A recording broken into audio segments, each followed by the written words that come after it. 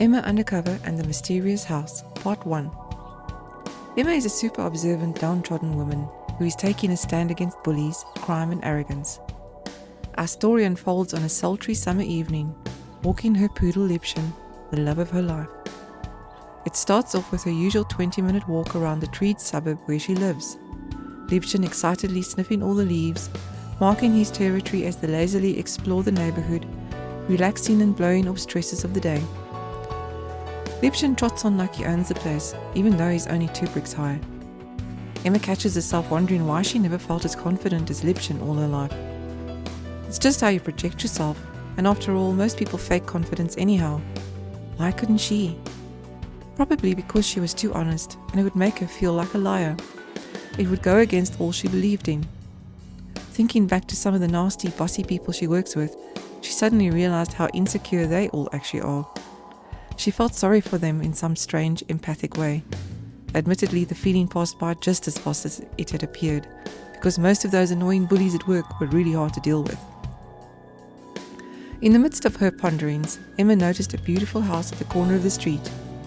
A weird house though, with affluent owners. Neat, well-fed lawns, expensive SUVs parked. The towering pinnacle on the roof. Something strikes me quite strange though, she ponders to herself absent-mindedly. Men in black suits hang around whispering to each other at odd hours. No hearses in sight ever, which could possibly explain the suits. Only 911 emergency vehicles. Perhaps someone is ill? All the windows of the SUVs are tinted in the darkest legally possible in the city, and the 2 windows in front are slightly lighter in tint. The men's black suits are paired well with crisp, white-collared shirts and ties. Never have I spotted any females around.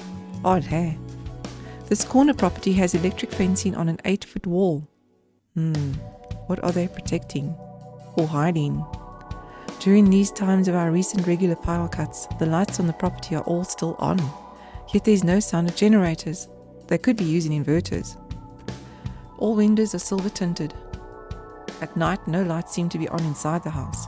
The front door is never open. A smaller room adjacent to the always closed garages has heavy wooden slats placed in front of the already silver-tinted glass panes. Why not hang thick curtains, Emma thought, taking in all the excitement of something out of the ordinary going on in a sleepy town. Some SUVs parked in the driveway also have aluminium sheeting covering the canopy area. These vehicles are always spotless and brand new. Are they lawyers? Emma caught herself wondering. No, I never see their briefcases. Churchgoers, perhaps? No, the hours they come and go from their house does not go inside at all. They have no pets and no children are to be seen. There's only one male in his late 50s, early 60s, outside turning on the sprinkler systems in the late afternoon. The property is spotless, the lawns lush and green. Nothing out of place, almost like a perfectionist's garden. Emma's dog is excitedly marking his territory on the sidewalk trees of the mystery house, allowing her to inconspicuously focus on any movement or sound around the corner house. And yes, there it is, Emma excitedly thinks to herself. The sound of a motor. But driving what? A pool pump? No, it has the sound of a loose bearing inside the motor of a refrigerator. Calling softly to her poodle to seem as if she's on an innocent dog walk, but still focusing on finding a way to see what is making the noise, Emma rises slightly on her toes, trying to peek over the 8-foot concrete wall. No luck, none too short. Emma has heard this strange noise on many occasions around the house, and her sheer curiosity confirmed it was some sort of fridge. Why would an industrial fridge be outside in a back garden? There's no shed covering it. This I can confirm because I actually looked. Could this be storage for hunted game meat or something more sinister like human body parts ready for dispatch to the lucky wealthy patient? Or was it just an extra outside storage for meat only the affluent can afford these days? Strange though, because the sound only occurs at certain times. I wonder what happens to whatever is in there. There are no strange odors lingering on the spot.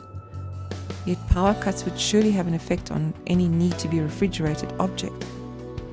And I still have not heard the sound of any generators on the property, which I'm sure they would need to run an industrial fridge. Note to self.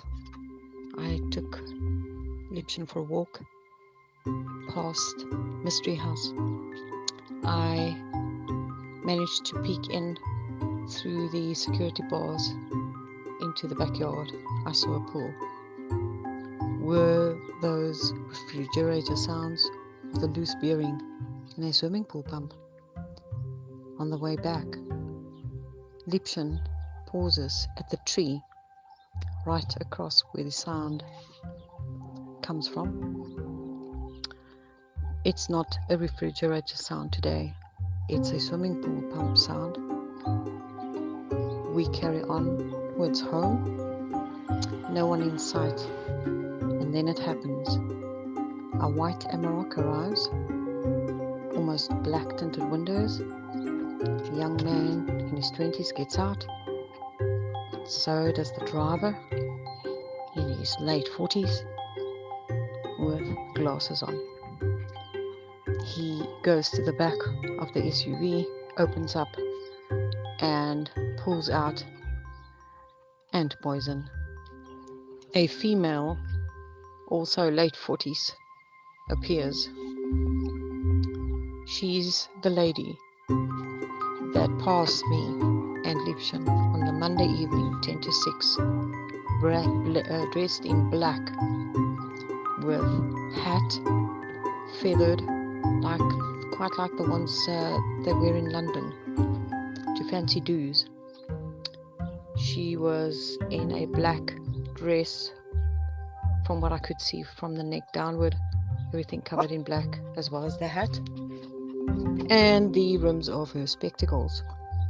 She stared out at Lipchen. The driver, male, could be the husband, was dressed in black suit, white shirt, white tie. On Emma's daily afternoon walk with Liebchen, she noticed another pitch-black SUV drive slowly by, tinted windows. Pulled up at the house, gates automatically rolled open and they drove in. She purposely looked up as they drove by and saw two men dressed in black suits, white ties, dark glasses, climb out of the SUV and enter the house. Mysterious. Oh, come on, Emma, you really need to find another hobby, she thought absent-mindedly, then brushed it off with an overactive mind and continued walking Lipchen home. A hobby. Yes, that's it. Tomorrow Lipchen and I will do a stakeout to try and make sense of this mystery house.